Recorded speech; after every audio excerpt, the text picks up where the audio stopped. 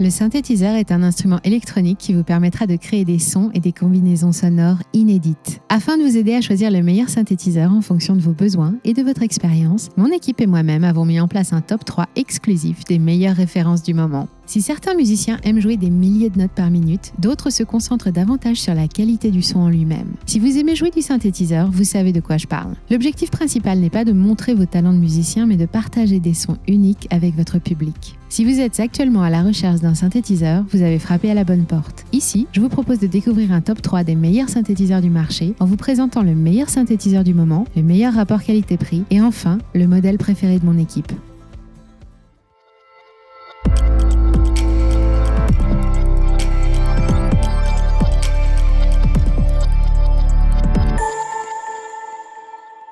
Je commence ce top 3 avec un classique. Il s'agit du synthétiseur Juno DS61 de la marque Roland. Pour info, il est important de préciser que Roland est renommé pour ses instruments électroniques de haute qualité. Ce produit offre tous les avantages recherchés sur un tel équipement, tout en restant dans une gamme de prix abordable. Il se compose de 61 touches qui sont sensibles à la vélocité, ce qui signifie que le son dépend de la force avec laquelle vous appuyez sur la touche. Pour ce qui est de l'utilisation, ce n'est pas le clavier le plus confortable du marché, certes, mais il fait plutôt bien son travail. Le Juno est également équipé de 8 pads de phrases pour déclencher des samples et des chansons précédemment sauvegardées sous forme de fichiers audio sur une clé USB. C'est un bel ajout qui laisse place à beaucoup de possibilités.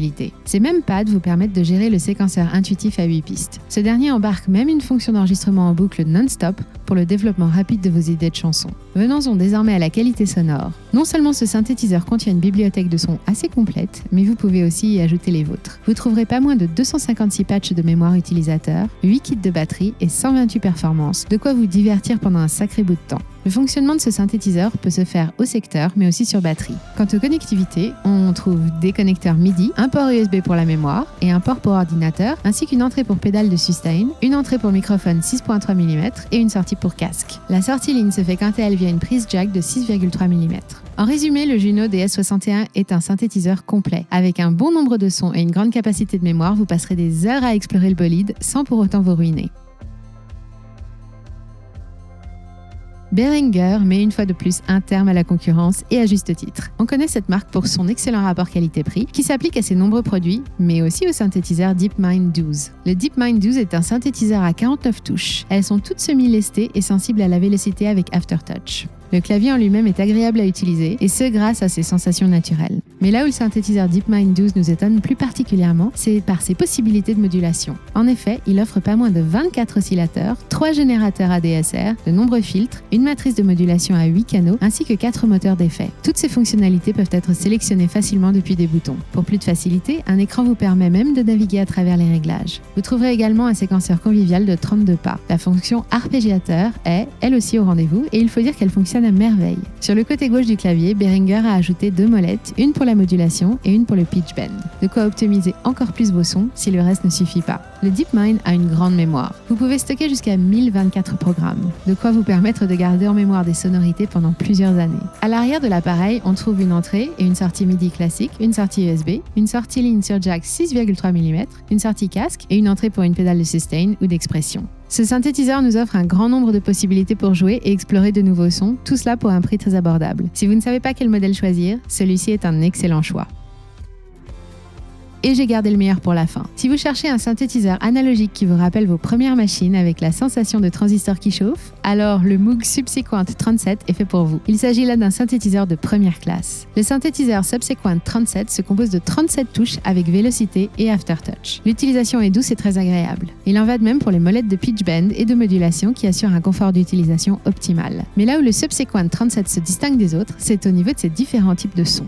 Il est équipé de pas moins de 74 boutons, dont 40 potentiomètres. Je vous laisse donc imaginer les possibilités de modulation. Et je ne vous ai pas encore parlé de la conception de ce synthétiseur. Celle-ci a été très bien conçue avec un très joli look vintage. La façade rétro-éclairée et parsemée de diodes offre un rendu visuel très moderne. Soulignons au passage la qualité de fabrication des différents composants qui en font un produit solide et durable. Le séquenceur de pas est très facile à utiliser. Il vous donnera un vrai coup de pouce dans la réalisation de vos compositions. L'arpégiateur fait également bien son travail. Avec lui, vous pourrez créer de superbes accords avec une seule et même touche. L'écran LCD est un peu petit, je vous l'accorde, mais il offre tout de même une bonne visibilité. On trouve également une entrée et une sortie MIDI, une sortie ligne sur jack 6,3 mm, une sortie casque et 2 puces de modulation sur le côté du synthétiseur. Compte tenu de son prix et de son utilisation qui demande quelques connaissances dans le domaine, je le recommande plus particulièrement aux professionnels. Passons en revue les principales caractéristiques des synthétiseurs présentés dans ce top 3.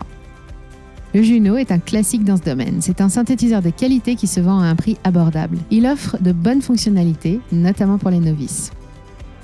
Behringer revient avec un synthétiseur qui offre un rapport qualité-prix imbattable. Ses nombreux effets de modulation vous offrent de nombreuses possibilités. Avec son look vintage et ses nombreux réglages offrant des modulations sonores presque infinies, le Subsequent 37 de Moog est sans doute l'un des meilleurs synthétiseurs du marché. Si vous avez aimé cette vidéo, n'oubliez pas de vous abonner à ma chaîne et d'activer la petite cloche. Et aussi, n'hésitez pas à aimer, à partager cette vidéo et à interagir dans les commentaires en me laissant votre avis. J'espère vraiment que cette vidéo aura pu vous aider à choisir le bon modèle pour vous. Quoi qu'il en soit, les liens vers les fiches produits sont disponibles dans la description. Sur ce, à très vite pour un nouveau top 3. C'était Shoppedia. Bye!